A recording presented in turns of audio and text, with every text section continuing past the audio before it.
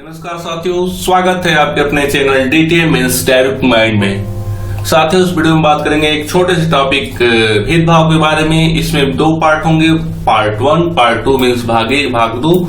आप इसका भाग 2 देखना ना भूले। तो चलिए शुरू करते हैं वीडियो को। देखिए, वीडियो में हम बताए हैं कि कोई भी वीडियो होगा उसमें 3 क्रम होंगे, फर्स्ट, सेकेंड और थर्ड। तो चलिए महत्वपूर्ण बिंदु शुरू करते हैं। इंपॉर्टेंट पॉइंट 1, इसमें देखिए लिखा है असमानता और भेदभाव। यहाँ पे लिखा है असमान। देखिए, भाषा, खान पान, उत्सव, नृत्य, ऐतिहासिक और भौगोलिक स्थिति। मीन्स ऐतिहासिक और भौगोलिक स्थिति के कारण हमारी भाषाएं अलग हैं, खान पान अलग है, उत्सव अलग है, नृत्य अलग है, सभी चीजें अलग अलग है। ऐतिहासिक और भौगोलिक स्थिति का क्या है, असमान है। जैसे 8 धर्म है, लगभग 1600 भाषाएं हैं, 100 से अधिक नृत्य है। अब इसमें एक चीज है, हमारे मन में, हमारे दिमाग में एक विचार आता है कि समान रहता तो ठीक रहता, सही रहता।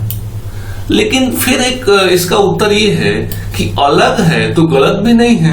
एक सोचने वाली बात है कि मान के चलिए कि हमारे देश में कई धर्म हैं, यदि एक ही धर्म रहता तो अच्छा रहता, लेकिन अलग अलग है तो गलत भी नहीं है। हमें एक दूसरे से भाईचारे के साथ रहना चाहिए। अलग है तो गलत नहीं है। गलत कब है, जब हम भेदभाव करेंगे, जब असमानता करेंगे, ये मानेंगे कि नहीं हम आपसे श्रेष्ठ हैं। तो नीचे एक रिजल्ट आया कि असमानता भेदभाव को जन्म देती है। तो ये भेदभाव को समझने के लिए था। इससे कोई भी प्रश्न नहीं बनने वाले हैं। थोड़ा सा इसमें डाटा है, जैसे 8 धर्म, 1600 भाषा और 100 से अधिक नृत्य, एक डाटा टाइप का है थोड़ा सा। चलिए इंपॉर्टेंट पॉइंट 2 देखते हैं, भेदभाव के उदाहरण। अब भेदभाव तो जान लें कि भेदभाव क्या है, कैसे है। अब भेदभाव के उदाहरण को देखते हैं। देखिए, पहला चीज इसमें क्या है कि भेदभाव के प्रकार। भेदभाव के प्रकार, तो भेदभाव 2 प्रकार के होगा, एक इकहरी और एक दोहरी। जिसमें एक प्रकार से भेदभाव किया जाएगा उसे इकहरी कहेंगे, और जिसमें एक से अधिक प्रकार से भेदभाव किया जाएगा उसे क्या कहेंगे, दोहरी कहेंगे। जैसे विविधता है, ये विविधता किसमें आएगा, इकहरी में आएगा। जैसे मान के लिए धर्म अलग अलग है, जैसे मान के लिए 2 धर्म के लोग हैं, 2 धर्म के लोग हैं और उनमें भेदभाव किया जा रहा है। जैसे मान के चलिए कि मैं मुस्लिम धर्म का हूं, तो मुझसे भेदभाव किया जा रहा है धर्म के नाम पे कि नहीं मैं मुस्लिम धर्म का हूं। तो क्या हो गया, इकहरी हो गया। और दोहरी, विविधता और समानता, विविधता के साथ साथ असमानता का भी जिक्र हो। जिससे मान के चलिए क्या यहाँ पे क्या लिखा है कि धर्म, मैं मुस्लिम धर्म का हूं और मुझसे लोग घृणा करते हैं, मुझसे लोग भेदभाव करते हैं, तो इकहरी ऊपर हुआ। और मैं मुस्लिम धर्म का हूं और साथ साथ गरीब हूं, क्या हूं, गरीब हूं, तो क्या हो गया, ये दोहरी भेदभाव हो गया। मतलब धर्म के नाम पर लोग हमसे घृणा करते ही हैं, इसलिए भी घृणा करते हैं कि मैं गरीब हूं। तो धर्म के नाम पर घृणा 1 और गरीबी के नाम पे घृणा 1, एक मिलकर कितना हो गया, 2 हो गया। तो भेदभाव के कितने प्रकार हो गए, 2 हो गए। अब देखिए, इसमें ये एक इंपॉर्टेंट पॉइंट है मुस्लिम बालिका के बारे में। जैसे नीचे लिखा गया है कि पढ़ाई छोड़ने, मुस्लिम बालिकाओं के पढ़ाई छोड़ने का मुख्य कारण क्या है, धर्म या गरीबी, धर्म या गरीबी। इसमें एक कोटेशन है, एक वाक्य है कि जो मुस्लिम माता पिता हैं, ऐसा मानना है कि वे रूढ़िवादिता के कारण अपने बालिकाओं को विद्यालय में नहीं भेजते हैं। तो हमको इसी में चेक करना है कि धर्म कारण है या गरीबी कारण है। तो देखिए, एक नीचे हम लोग उदाहरण लेते हैं। जैसे केरल में 60% महिला शिक्षक है, केरल में 60% महिला शिक्षक है। उसके बाद वहां पे जगह जगह पे स्कूल है, मतलब नजदीक स्कूल है। उसके बाद वहां पे स्कूल बस की सुविधा है। तो वहां पे ये सब देखने को नहीं मिला। वहां पे ही मुस्लिम बालिकाएं चढ़ बढ़ के विद्यालय जाती है, पढ़ती है। तो इसका मतलब ये हुआ कि धर्म कारण नहीं है। पढ़ाई छोड़ने का मुख्य कारण क्या है? धर्म के बजाय गरीबी। इसके अलावा अन्य भी भारत के राज्य हैं जहां जहां पे ये सब सुविधाएं मिलती है कि जहां पे बालिकाओं के लिए महिला शिक्षक हैं, उसके बाद पास में स्कूल है, स्कूल बस है, जाने के लिए सुविधा है, विद्यालयों में अलग शौचालय की व्यवस्था है। मीन्स जहां पर भी बालिकाओं के लिए सुविधाएं हैं वहां के गार्जियन, वहां के माता पिता सक्रियता के साथ अपनी बालिकाओं को, अपने बच्चियों को स्कूल में भेजते हैं। तो ये आया भी है। और मैं आपको बता दूं कि ये दो तरीके से इंपॉर्टेंट है। एक मनोविज्ञान में भी आ सकता है और एक सामाजिक अध्ययन में भी आ सकता है। और एक मान के चलिए कि किसी भी विषय के पेडोलॉजी में आ सकता है। तो आप याद रखिएगा, मुस्लिम बालिकाएं हों या हिंदू बालिकाएं हों या कोई भी बालिकाएं हों, उनके विद्यालय छोड़ने का मुख्य कारण गरीबी होगा या सुविधा का न होना होगा। धर्म के कारण कोई भी बालिकाएं विद्यालय आती या जाती नहीं है। तो एक बहुत ही इंपॉर्टेंट पॉइंट हो गया। उसके बाद एक नीचे है दलित। एक भेदभाव का उदाहरण है डॉक्टर भीमराव अंबेडकर के संबंध में। तो इसमें थोड़ा सा कुछ डाटा तो नहीं है लेकिन देख लेते हैं। जैसे देखिए, वो कोरेगांव के वो निवासी थे। वे अपने एक बार भाई के साथ पिता के पास जा रहे थे, अपने पिताजी के पास जा रहे थे अपने भाई के साथ। तो वहां पे उनको कुछ मिल नहीं रहा था, कोई तैयार नहीं था उनके गांव पहुंचाने के लिए, कोई बैलगाड़ी वाला, चाहे कोई गाड़ी वाला, घोड़ा गाड़ी वाला। तो एक छोटी सी कहानी है और इसमें कुछ हमें डाटा दिख नहीं रहा है, थोड़ा सा बस एक ही डाटा दिख रहा है कि महार बंबई मीन्स उस समय एक महार समुदाय था, एक महार जाति थी जो बंबई में काफी अछूत मानी जाती थी। इस समुदाय से डॉक्टर भीमराव अंबेडकर का संबंध है। एक तरह से एक इम्पोर्टेंट है। दूसरी चीज है, क्या है, कोरेगांव है कि कहाँ के निवासी हैं, तो कोरेगांव के। उसके बाद एक चीज ये भी इम्पोर्टेंट है, यदि चाहे तो आप इसको देख सकते हैं, सीटेट में कहीं से भी प्रश्न बन जाता है। ये राइटिंग एंड स्पीसीज इनकी किताब है। इसी किताब में इन्होंने इस कहानी, एक छोटी सी कहानी के रूप में जिक्र किया है। तो इसमें तीन चीज हुआ, एक निवासी कोरेगांव, एक महार जाति जिसको बंबई में अछूत माना जाता था, और ये चीज, सब चीज कहाँ है, ये कहाँ लिखा गया है, तो राइट एंड स्पीसीज। और चाहे तो आप ये भी याद रख सकते हैं कि उसके खंड 12 में। इस प्रकार से आप इस पूरे पेज में देखें तो एक मुस्लिम बालिका संबंधित केवल बस याद रखेंगे। उसके बाद इस बात डॉक्टर भीमराव अंबेडकर के बारे में एक महार वाला सब याद रखेंगे। चलिए आगे चलते हैं। इंपॉर्टेंट पॉइंट 3 देखिए, समानता के लिए संघर्ष। समानता के लिए संघर्ष, समानता के लिए संघर्ष देश में, क्या है, देश में। और आगे पढ़ेंगे समानता के लिए संघर्ष विदेश में। तो चलिए सबसे पहले हम पढ़ते हैं समानता के लिए संघर्ष देश में। देखिए, संघर्ष करने वाले लोग कौन थे? हमारे जितने भी भारत के लोग थे सभी जाति धर्म मजहब के लोग थे। ऐसा नहीं है कि किसी एक धर्म समुदाय ने आजादी के लिए या स्वतंत्र होने के लिए संघर्ष किया। तो आप याद करेंगे कि आजादी के साथ साथ समानता क्या भी संघर्ष हुआ। मीन्स हमारे देश के जो लोग थे वे आजादी के लिए संघर्ष कर रहे थे कि हम आजाद होंगे, लेकिन उनका मानना ये था कि जब तक आप हमें आजाद नहीं कर रहे हैं तब तक हमारे साथ समानता का व्यवहार करें। जैसे मान चलिए हम कह रहे हैं कि हमें आजाद होना है और आजादी देने वाला व्यक्ति जो है कह रहा है कि हम आपको 2 साल बाद आजादी देंगे। तो हमारे देश के लोगों का मानना था कि ठीक है 2 साल बाद आजादी देंगे, कम से कम 2 साल तक जब तक आजादी आप नहीं दे रहे हैं तब तक हमें समानता का व्यवहार करिए, समानता का कानून बना करके हमें समान व्यवहार करिए। देखिए इसमें 3 पॉइंट है, एक दलित, एक औरत और एक किसान और दलित। देखिए दलित समुदाय ने मंदिर में प्रवेश के लिए संघर्ष किया और औरतों ने पुरुष के समान शिक्षा के लिए संघर्ष किया, और किसान और दलित ने जमींदारों और उनकी ऊंची ब्याज दर से मुक्ति के लिए किया। देखिए स्पष्ट पॉइंट है। सीटेट में यदि आपके पॉइंट क्लियर नहीं होंगे, आप प्रश्नों का हल नहीं कर पाएंगे।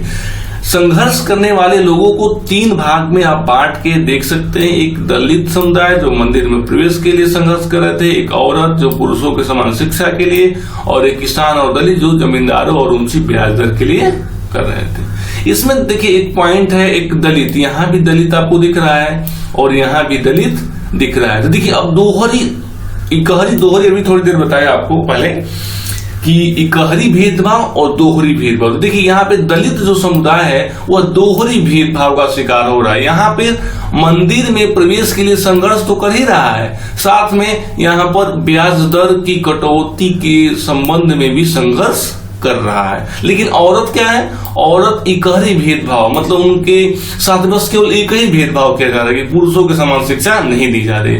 ये एक तरह से देखा जाए तो वन लाइनर क्वेश्चन या आंसर के रूप में तो इम्पोर्टेंट नहीं है, लेकिन कूट वाचन, कूट लेखन या निम्न पे विचार कीजिए। जब सीटेट लगेगा विचार करवाने तो आप फंस जाएंगे।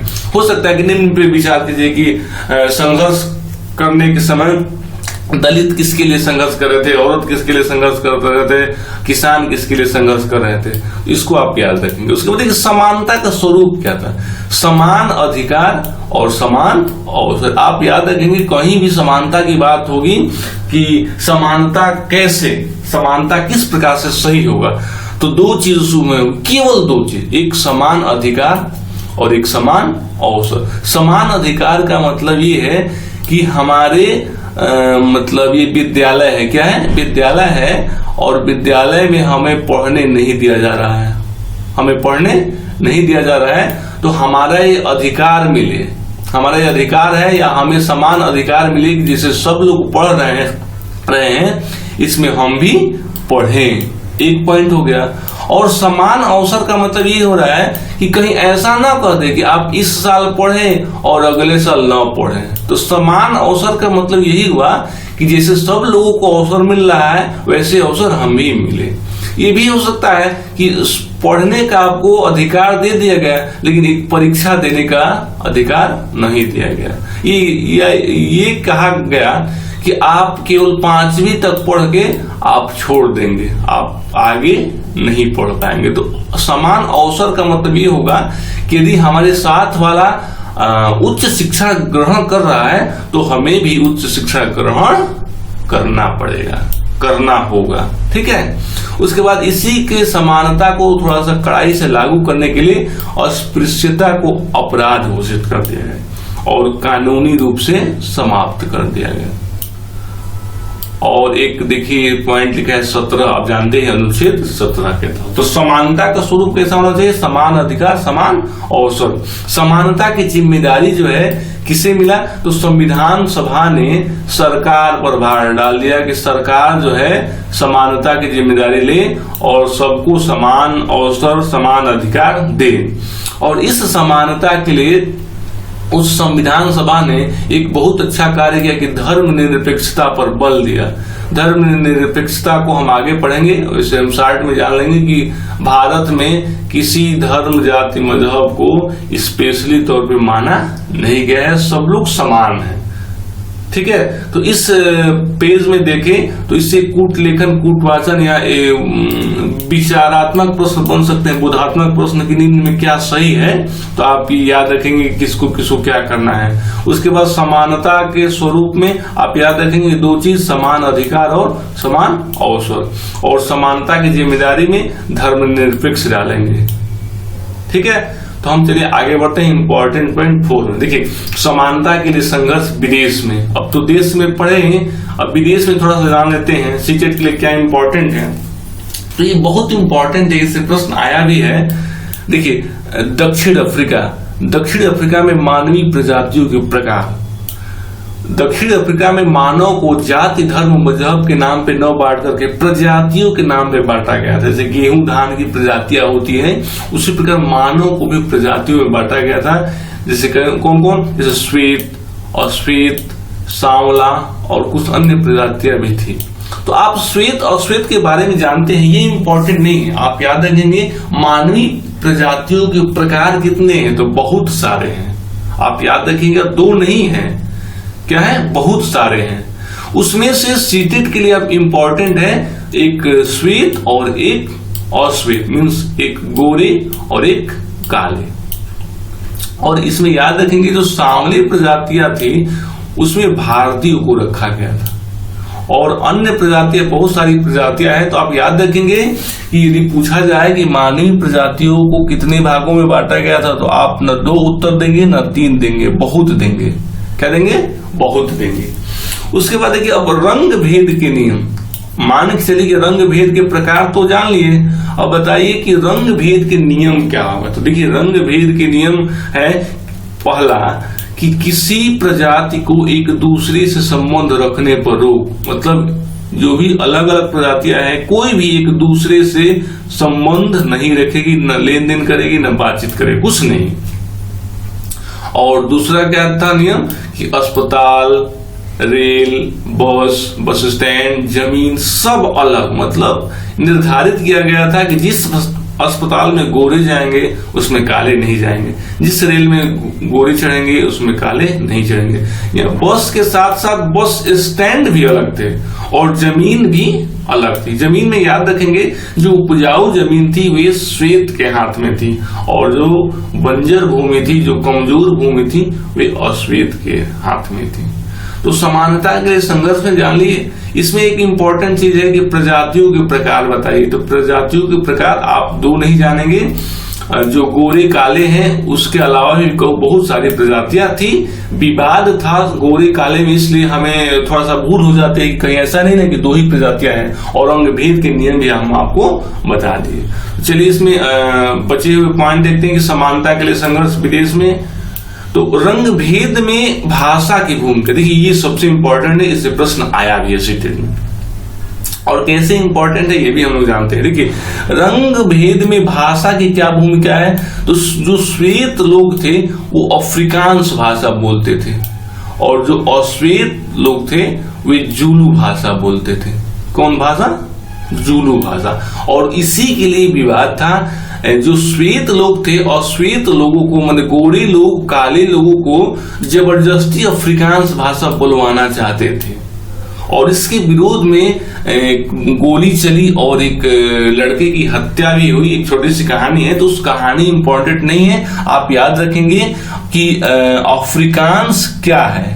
अफ्रीकांस क्या है? तो अफ्रीकांस एक ऐसी भाषा है जो दक्षिण अफ्रीका के गोरे समुदाय, गोरे लोग बोलते थे। और जूलू क्या है?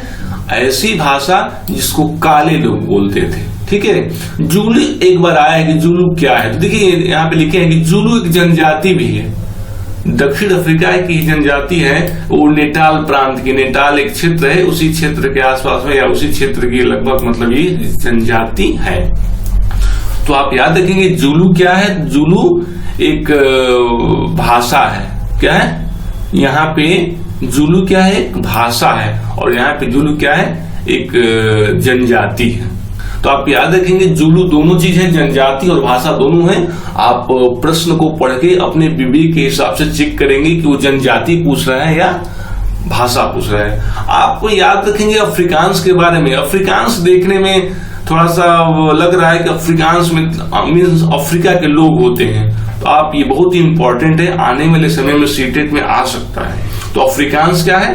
अफ्रीका के लोग नहीं है, अफ्रीकांस एक भाषा है। ठीक है, उसके बाद नीचे देखिए रंग भेद के खिलाफ आवाज। देखिए नेल्सन मंडेला अफ्रीकी राष्ट्रीय कांग्रेस के नेता थे। लंबे संघर्ष के बाद 1944 में उनको सफलता मिली, और जब देश लोकतांत्रिक बना तो सबको समान अधिकार मिल गया। ये कानून जो है खत्म हो गया।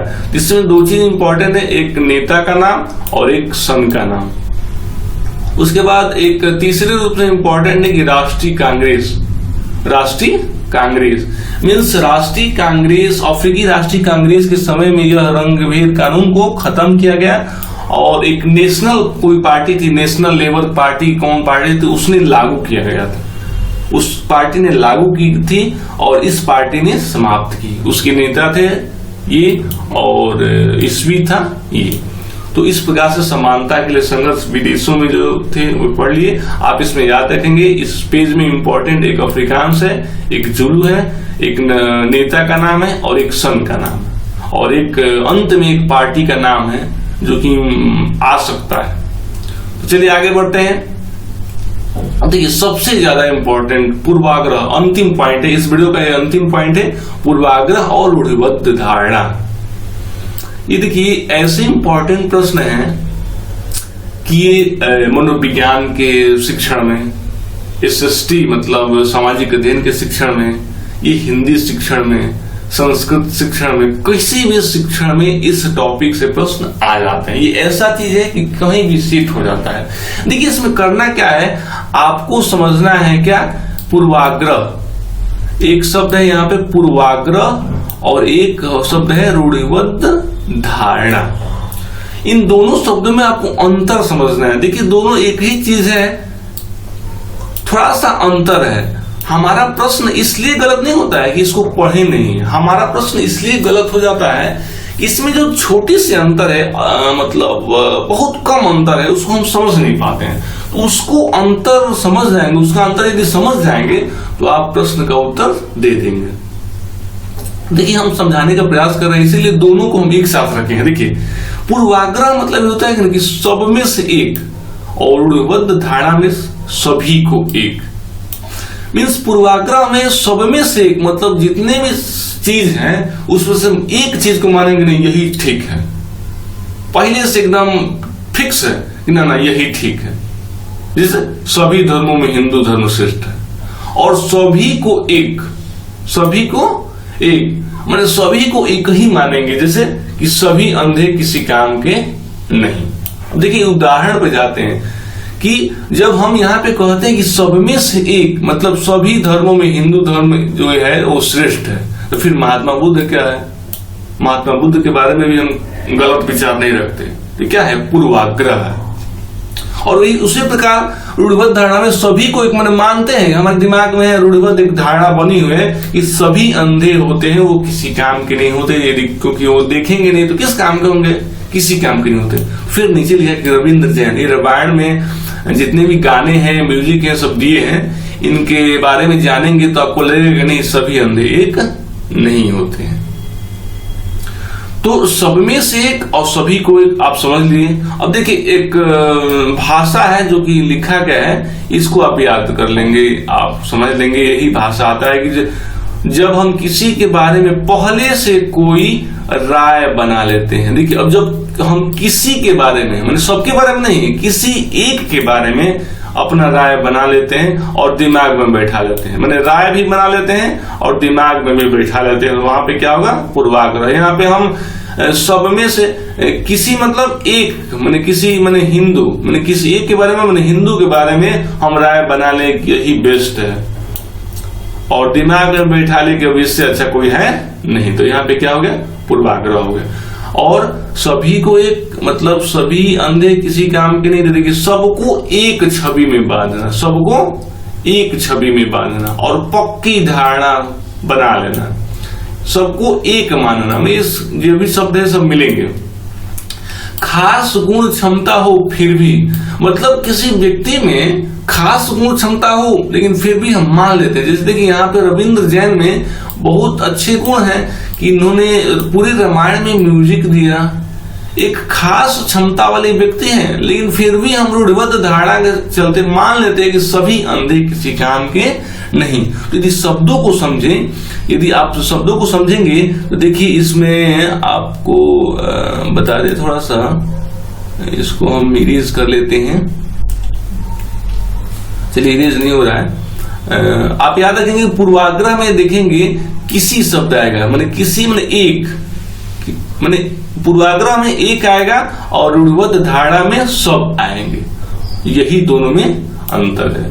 तो इस प्रकार से इस वीडियो को हमने बहुत विस्तार तरीके से बताते हुए समाप्त किया। आशा करते हैं कि यह वीडियो आपको समझ में आया होगा।